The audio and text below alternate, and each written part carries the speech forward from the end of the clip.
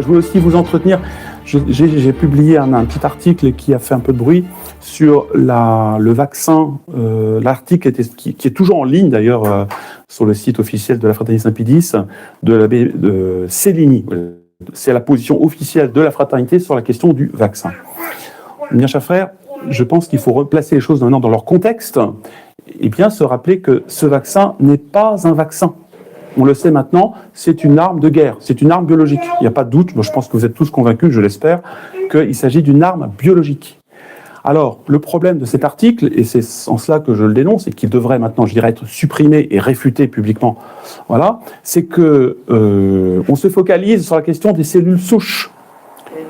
Bien, chers frères, je vais peut-être vous scandaliser, mais je ne suis pas loin d'être d'accord avec l'abbé Cellini sur le fait qu'effectivement, c'est une question qui est discutable. Bien sûr, c'est mauvais en soi d'utiliser des cellules souches humaines pour un vaccin. C'est mauvais, il n'y a pas de problème. Mais le problème, il n'est pas là, bien chers frères, c'est que ce n'est pas un vaccin.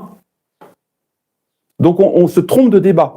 Vous voyez, ce n'est pas un vaccin, c'est une arme de guerre qui nous a été imposée par vous savez qui et vous savez comment. Je veux dire qui? Par le lobby mondialiste, judéo-talmudique pour préciser, pour justement nous empoisonner. Voilà, c'est que ça. Donc, mes chers frères, l'abbé Cellini, plutôt que de dire est-ce qu'on doit prendre ou pas le vaccin, elle aurait dû dire voilà, mes chers fidèles, il s'agit d'une arme de guerre, il s'agit d'un poison, vous êtes libre ou non de vous empoisonner. Voilà, c'est comme ça qu'il aurait fallu traiter la question, c'est tout. Et vous prenez vos responsabilités. Alors, devant un poison objectif, parce que ceux qui l'ont fait, bien chers frères, sont empoisonnés aujourd'hui. Et nous-mêmes, nous sommes par redondance empoisonnés parce que cela se répand. Il y a toutes sortes de saletés, il y a du graphène, il y a des produits, de la nanoparticule, il y a...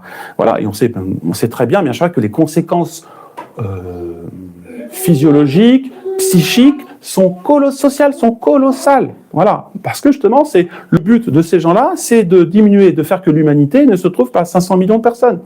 Alors, ça n'a pas tué tout de suite les gens, bien sûr, mais on voit aujourd'hui les effets secondaires de ce poison.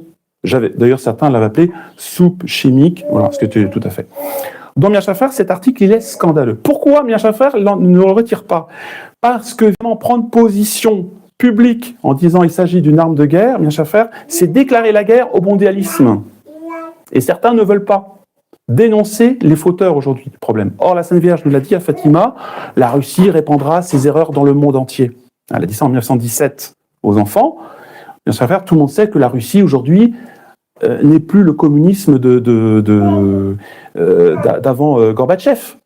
Que le communisme, il est sorti de la Russie, il s'est répandu dans le monde entier et qu'aujourd'hui, c'est le mondialisme 2.0 qui prend la version du mondialisme, du communisme russe.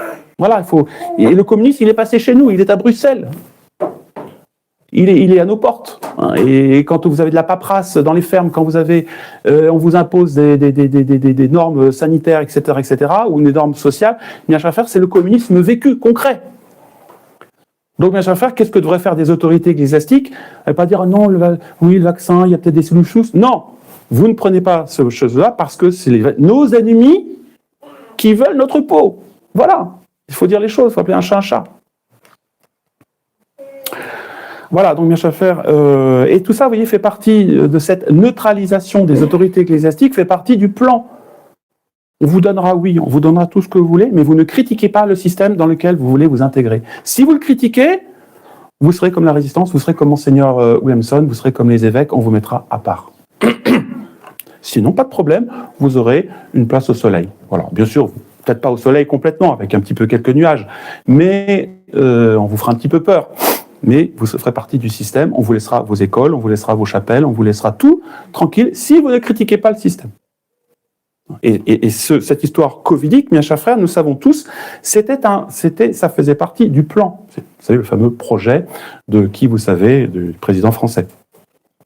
Voilà, et de ceux qui sont derrière, hein, qui ne sont pas du tout tombés. Et Trump fait partie de ce plan. On le voit bien aujourd'hui, c'est clair. Trump est un élément d'ailleurs qui a, vous le savez, je ne sais pas si vous vous rappelez, mais à l'époque, c'était lui donc qui avait promu le vaccin. C'est lui le premier essence. Et c'est lui aujourd'hui qui applique le plan sur Israël et sur l'Iran, contre l'Iran. Il fait partie du plan. Mais Schaffer, ne pensons pas que Poutine également ne soit la panacée. Attention, il y en a certains qui se réfugient en disant « Ah, Poutine, ça va être super ». Non, le vaccin, ça a été là-bas, c'était pareil.